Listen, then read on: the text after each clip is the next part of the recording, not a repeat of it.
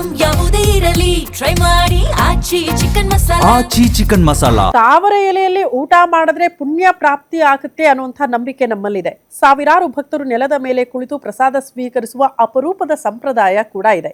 ನೂರಾರು ವರ್ಷಗಳಿಂದ ನಡೆದುಕೊಂಡು ಬಂದಿರುವ ಶ್ರೀ ತೋಪಿನ ತಿಮ್ಮಪ್ಪ ಸ್ವಾಮಿಯ ಹರಿಸೇವೆ ಮಹೋತ್ಸವ ಈ ಬಾರಿ ಕೂಡ ಅತ್ಯಂತ ಭಕ್ತಿ ಭಾವ ಮತ್ತು ವೈಭವದಿಂದ ಜರುಗಿದೆ. ಈ ಕುರಿತ ಸ್ಪೆಷಲ್ ರಿಪೋರ್ಟ್ ಇಲ್ಲಿದೆ ನೋಡಿ.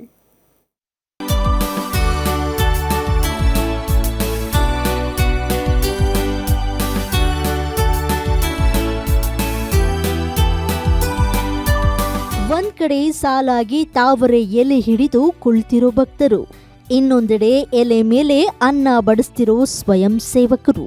ಈ ಭವ್ಯ ದೃಶ್ಯಗಳು ಕಂಡು ಬಂದಿದ್ದು ಮಂಡ್ಯ ಜಿಲ್ಲೆಯ ಅಬಲವಾಡಿ ಗ್ರಾಮದಲ್ಲಿ.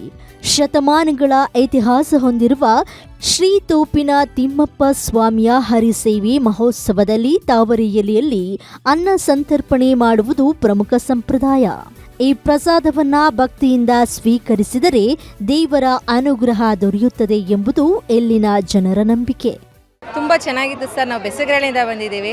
ತುಂಬ ಅನುಕೂಲವಾಗಿ ಚೆನ್ನಾಗಿ ಬಡಿಸಿದ್ರು ನನಗೆ. ಅದು ತವರೆ ಎಲ್ಲ ಊಟ ಮಾಡೋದು ತುಂಬ ಖುಷಿಯಾಗಿದೆ.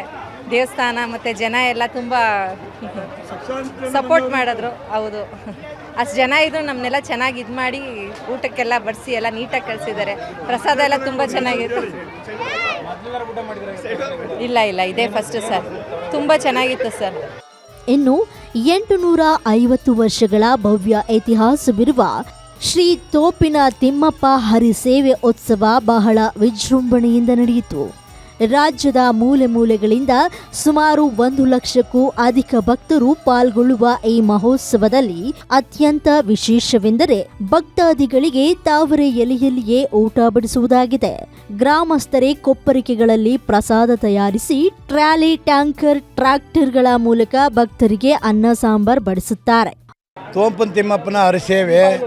ಈ ಹರಿಸೇವೆಗೆ ಸುಮಾರು 100-150 ಕ್ವಿಂಟಲ್ ಅಕ್ಕಿನ ಬೇಯಿಸಿದ್ದೇವೆ. 35 ಅಂಡೆಯಲ್ಲಿ ಸಾಂಬಾರು ಮಾಡಿದ್ದೇವೆ. 2 ಲಕ್ಷಕ್ಕೂ ಹೆಚ್ಚಿಗೆ ಜನ ಸೇರಿರೋ ನಿರೀಕ್ಷೆ ಇದೆ. ನಾವು ಎಲ್ಲ ಅನುಕೂಲವಾಗಿ ಬಡಿಸ್ತಾ ಇದ್ದೇವೆ. ಸಾಂಪ್ರದಾಯಿಕವಾಗಿ ನಡೀತಾ ಇದ್ದಂಗೆ ಈ ಸಾರಿನೂ ನಡೀತಾ ಇದೆ.